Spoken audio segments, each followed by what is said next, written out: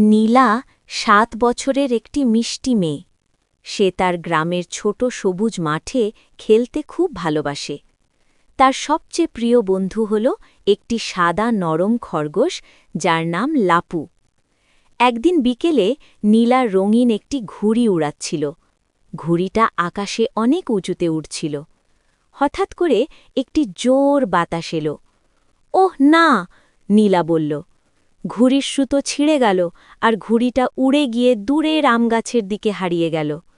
নীলা একটু মন খারাপ করে বলল, এখন আমার ঘুড়িটা কোথায় পাব? ঠিক তখনই লাপু খরগোশটা লাফাতে লাফাতে বলল, চলো আমরা খুঁজতে যাই। নীলা হেসে বলল, হ্যাঁ, আমরা একসাথে খুঁজব। তারা দুজন মাঠ পেরিয়ে ছোট পথ ধরে এগিয়ে গেল। হঠাৎ লাপু তার লম্বা কান নেড়ে বলল, দেখো ওই গাছটার দিকে। একটা বড় আমগাছের ডালে রঙিন কিছু ঝুলছে। ঠিক তখন পাশ দিয়ে এক গ্রামের দাদু হাঁটছিলেন।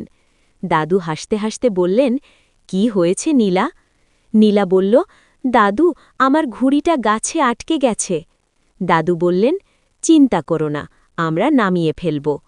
দাদু একটা লম্বা বাঁশ নিয়ে এলেন। ধীরে ধীরে বাঁশ দিয়ে ঘুড়িটা নামিয়ে দিলেন। নীলা খুশিতে লাফিয়ে উঠল, ইয়ে, আমার ঘুড়ি ফিরে এসেছে। লাপুও খুশিতে লাফাতে লাগল।